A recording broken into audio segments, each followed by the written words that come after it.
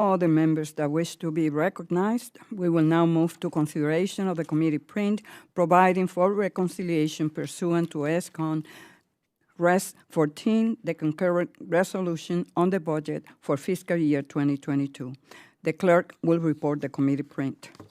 Committee print by the Committee on Small Business providing for reconciliation pursuant to ESCON. Without objection, the first reading of the committee print is dispensed with. Without objection, the committee print shall be considered as read and open for amendment at any point. The chair recognizes herself to offer an amendment in the nature of its substitute. The clerk will report the amendment. Amendment in the nature of a substitute offered by Ms. Without Velazquez. objection, the reading of the amendment is dispensed with. Without objection, the amendment in the nature of a substitute will be considered as original text for the purposes of further amendment. So ordered. I would now like to recognize myself briefly. The ANS includes no significant changes to the text of the language that was circulated to the public this past Tuesday. The changes include minor drafting edits, such as fixing definitions and updating spending limits. I would now like to recognize the ranking member for 5 minutes for a statement on the amendment in the nature of a substitute. Thank you, Madam Chair. I rise in opposition to the legislative provisions you have outlined in your amendment in the nature of substitute. In short, today's budget reconciliation is simply more ill-advised, out-of-control spending on behalf of President Biden and the Democrats. As we have witnessed, the small business economy operates at its best when it is free from the tethers of the federal government. However, the programs that you are creating and amending today, in addition to the accompanied increase in government spending, completely contradict the purpose of small business relief. Committee Republicans have been raising red flags for months. Continued and prolonged direct federal assistance will further perpetuate a failing artificial economy. It is abundantly clear that we must provide small businesses with the tools they need to regain their footing and provide for their communities and employees. As a lead Republican on the House Small Business Committee, I refuse to stand by and let the future of our small business economy become further dependent on Washington.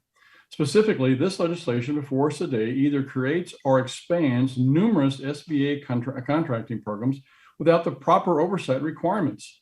It is unwise for members of this committee to advance such programs without ensuring that American taxpayer dollars are safeguarded. Unfortunately, this utter lack of oversight expands beyond just contracting provisions. Additionally, the language directs and appropriates federal dollars for services the private sector already provides. The private sector incubators and accelerators are ubiquitous across the country, and the SBA should not be in the business of duplicating or replacing these successful private sector initiatives. Not to mention, the proposed funds associated with several of these duplicative programs are astounding. They range from the hundreds of millions to even $1 billion. I repeat, the Democrats are pushing $1 billion in funding that duplicates services the private sector already is successfully providing. Moreover, this same language creates investment programs, working groups, and outreach requirements for programs that are already in place to serve small businesses in their communities. With that, I ask one simple question. Should $2 million from American taxpayers go toward a working group for a program that is already operating well? I think the answer is no. In addition, SBA direct lending in any form must not proceed. We have documented evidence that the SBA cannot properly and efficiently underwrite loans. The SBA's COVID-19 economic injury disaster loan program showed, and continues to show, by the way, that this agency does not provide the proper oversight of taxpayer dollars. When you have a third of the program that looks like it is led to fraudulent dollars being dispersed, we've got a huge problem. Why do you want to empower these people even more? Makes no sense. And lastly, the language extends provisions from the December COVID bill for years into the future. There's no way to know what the small business economy will look like at that point in time. I question this timeline put in place, and so should my colleagues on the other side of the aisle. Overall, I firmly believe that the small businesses drive our nation forward, but we must create an environment for them to do so. Small business prosperity can be achieved, and we can have evidence that it works through pro-growth policies focusing on a smart tax and regulatory environment. Unfortunately, both the language of this amendment and the language of this unhinged $3.5 trillion bill does just the opposite. I'm deeply concerned with this entire bill. Therefore, I must oppose this amendment in the nature of a substitute offered by the chair.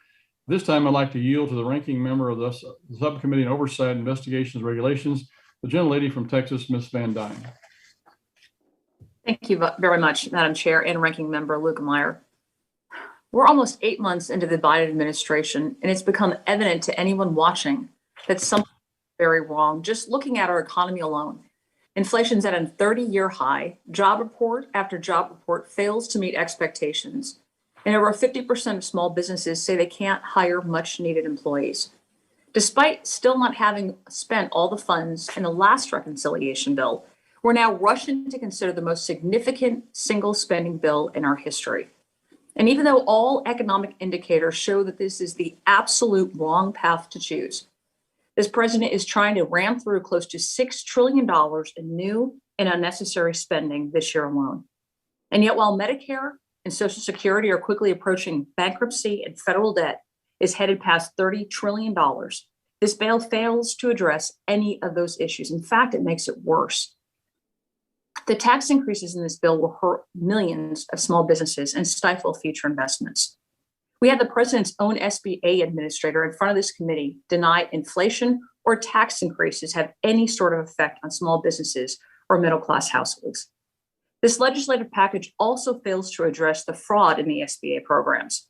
Report after report has shown that SBA programs face billions in fraud and misuse, but the focus on oversight in this package is minimal. The gentleman's time has expired. May I ask for more time, please? One more minute. We have quite some amendments to go through. I think that during the debate on the amendments, you will have time to expand on your statement. We will now proceed to consider pre-file amendments in the order listed in the amendment roster, starting with Luetkemeyer 1V1. For what purpose does the gentleman from Missouri seek recognition?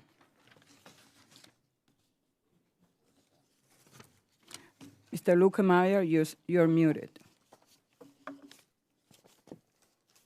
Madam Chair, thank you. I have an amendment at the desk. The clerk will report the amendment. Amendment to the amendment in the nature of a substitute to the committee print. Without objection, further reading of the amendment will be dispensed with. The ranking member is recognized for 5 minutes. Thank you, Madam Chair. As I stated earlier, this $3.5 trillion monstrosity is a disaster for our economy and for our small businesses. I firmly believe the nation is better off without this additional reckless spending. As the country's national debt approaches $30 trillion, further spending in the billions must be justified and required. Moreover, the language in this reconciliation markup props up an artificial small business economy that is increasingly reliant on the federal government. Congress must work to create an environment that allows Main Street to prosper and grow independently. I urge my colleagues to support this amendment that will prevent the federal government's encroachment on private sector small businesses. And just want to conclude by saying, at some point, we have to realize that these dollars come from someplace. We can't keep printing them. We have, as my colleague, Ms. Van Dyne just said, we've still got money from the COVID bill back in the early part of the year that's not been spent. And yet we're trying to spend another $3.5 trillion that we don't have. And we're going to have to tax people, which is going to slow down the economy and kill small businesses to make this happen. This is insane what is being proposed. It makes no sense whatsoever. It's going to decimate our economy, going to decimate our small businesses. And we are responsible. We are the Small Business Committee that should be looking out for the well-being of our citizens and our small businesses. All of us have just come off last month with our district work periods and our August recess here, going around and talking to small businesses, and they are struggling. They are struggling right now. They need help, but they don't need this kind of help. This kind of help is nonsense. They need the help from the standpoint of letting them alone. We found out what actually works with regards to lower taxes and less regulation. It empowered them. They got an economy going at a speed that was unbelievable prior to the pandemic. And it can happen again if we just stay out of the way. And Madam Chair, my amendment does just that. It gets government back out of the way and stops this nonsense. With that, I yield back and ask for the support of my amendment.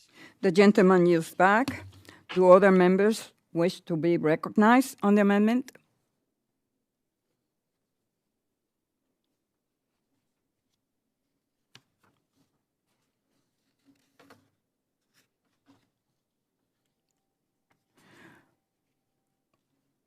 I would now like to recognize myself. I respectfully disagree with the ranking member's amendment, which will strike the entire text.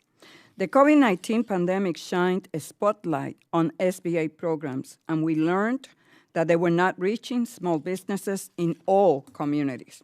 Over the course of the past 6 months, we held hearings, listened to the experts, and this package is a result of that hard work. It invests in SBA's capital, contracting, counseling, and innovation programs to better serve all small businesses across the country. With regard to lending, small dollar loans have been declining steadily. In fact, loans under $150,000 declined by about 44%. I guess that the private market has not been doing a good job, and loans under $50,000 declined by even more. $4.4 billion for the establishment of a direct loan program will go a long way to fill the gaps for the small businesses that have been left behind. Turning to contracting, the federal government is the largest single purchaser of goods and services, with nearly $600 billion in spending each year. Yet, there has been a 38% decline in the number of small businesses that participate in the federal contracting process. This package will provide over $2 billion to deliver intensive training programs for small businesses with the skills and knowledge to enter, operate, and be successful in the federal marketplace. With regard to innovation, the bill strengthens our ecosystem by investing over $2 billion in multiple incubators and accelerators to help startups launch and grow their businesses and in turn create good-paying jobs. To build our economy back to pre-pandemic levels and beyond, we must provide support to our nation's entrepreneurs. Is there any, so therefore, I oppose this amendment. Is there any further debate on the amendment? Yes, Madam Chairman, may I be recognized? Who is that? Would you please identify yourself? Beth Van Dyne, Texas 24. Ms. Van Dyne is recognized. Thank you.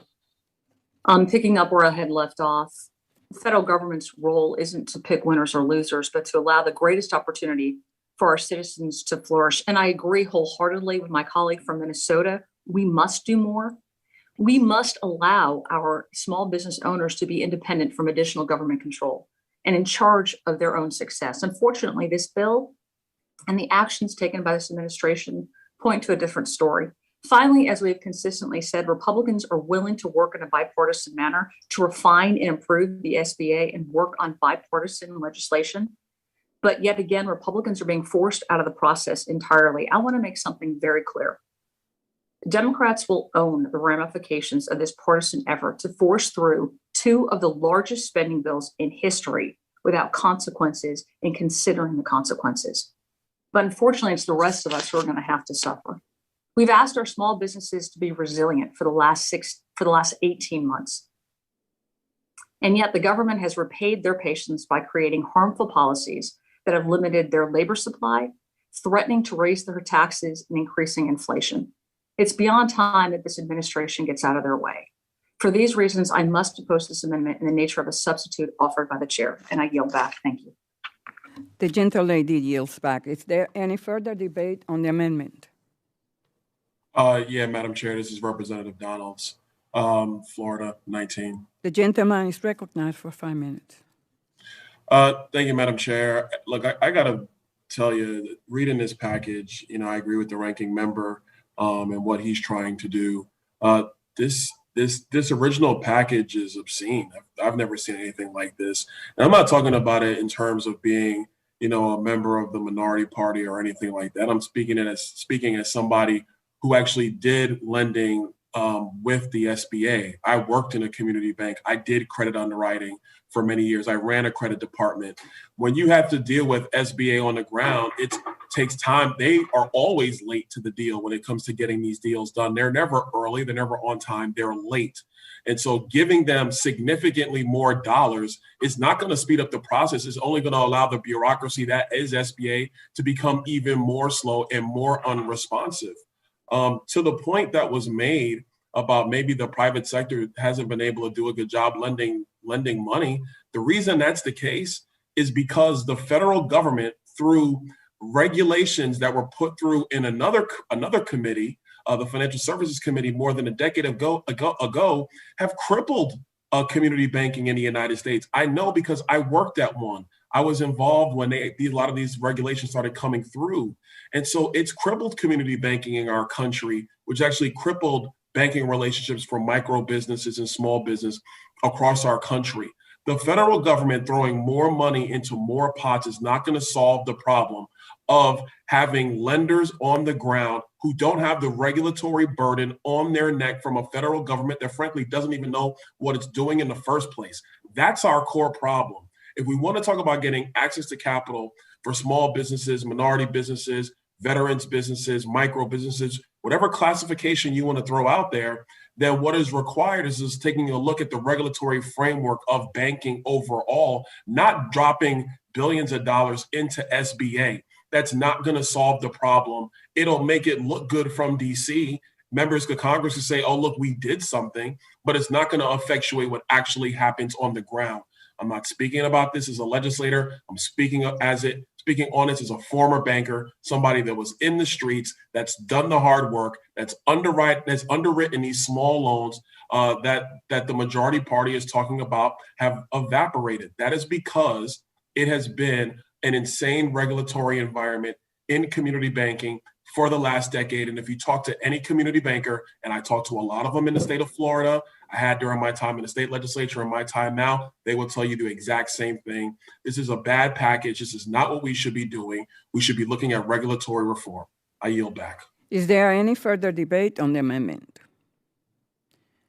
Seeing none, the question is on the amendment by the gentleman from Missouri.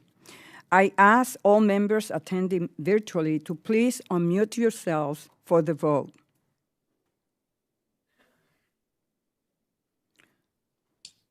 All those in favor say aye. Aye. Aye. Aye. All those opposed say no. No. No. In the opinion of the chair, the noes have it. The amendment is not agreed to. Madam Chair, I'd like to move that we have a roll call vote on that, please. Yeas and nays. The gentleman has requested a recorded vote. A roll call vote is ordered. Pursuant to Committee Rule 13 and House Rule 11, Clause 2, further proceedings on the amendment are postponed. And now we will move to consideration of Luetkemeier's 2V1 amendment.